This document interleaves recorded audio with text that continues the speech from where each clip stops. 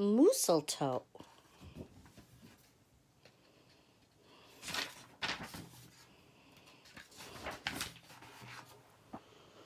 'Twas the season, and Moose was merry. He joyfully tickled the ivories with a tune full of tidings and a flurry of fla-la-las. He was so full of ho-ho-hos, even his moustache had the holiday spirit. But Moose was more than just a bit merry and bright. He was busy, busy, busy. There was a lot to do on his list of to-dos.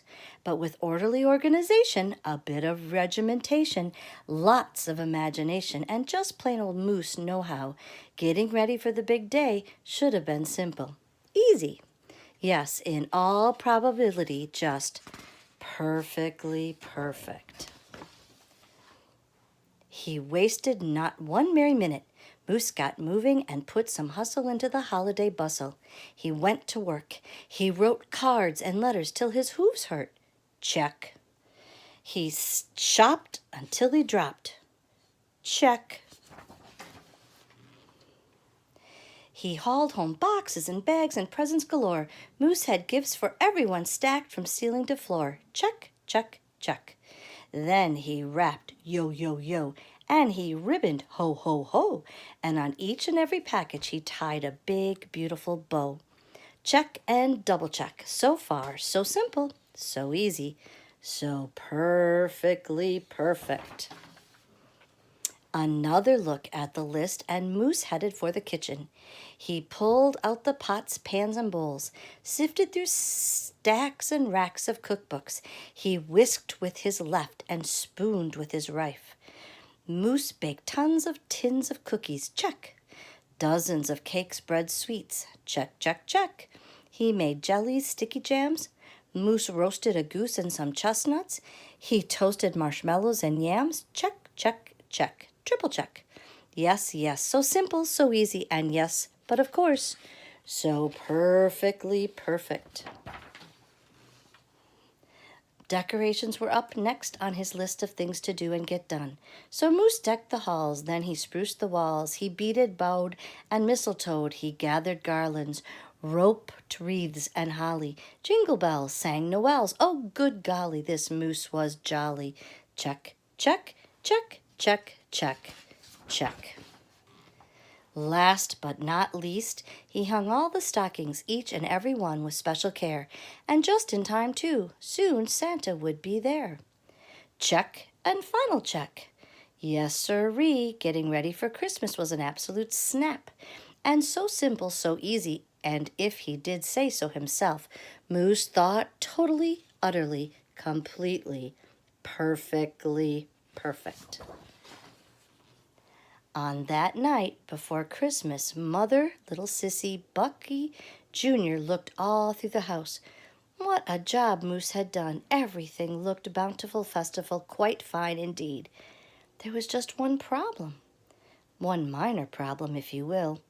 Oh, dear, sighed the missus as the five stared at one empty corner. Oh, my, oh, me, oh, gee. Pop, what happened? Cried Junior. You forgot the tree. Oops. Where would they hang the tinsel, string the popcorn, light the lights?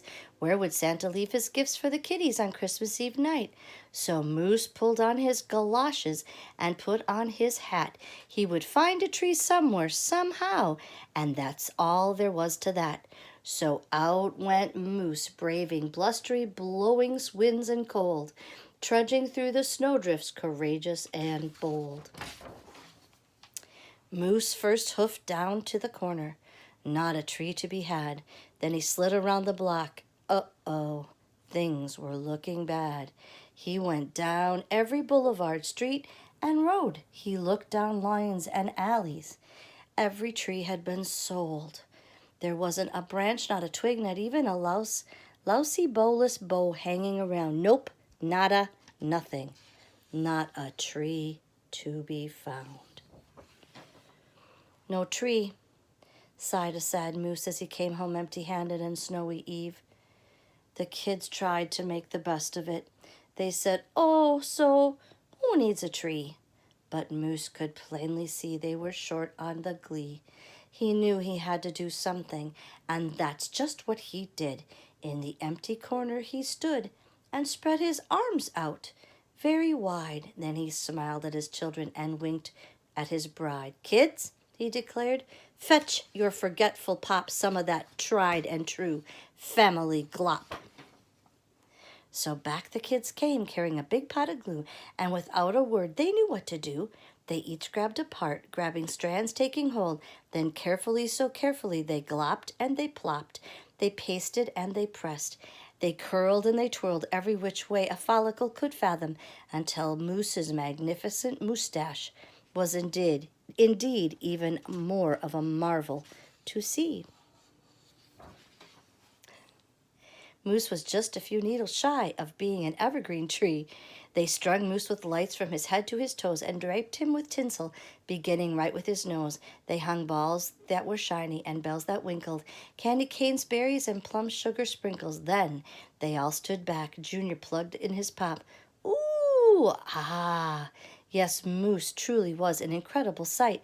He was glorious and glowing, and oh boy, was he ever bright. Then Junior placed the star on top of Moose's head. He gave him a kiss and a pat, and they all headed off to bed. Except Moose, of course. He stayed in the corner instead, still twinkling and blinking and waiting for Santa. Oh, so it wasn't so simple, and it wasn't so easy, and okay, it wasn't so perfectly perfect. But do you know what? It was pretty close. Ho, ho, ho. Merry Christmas.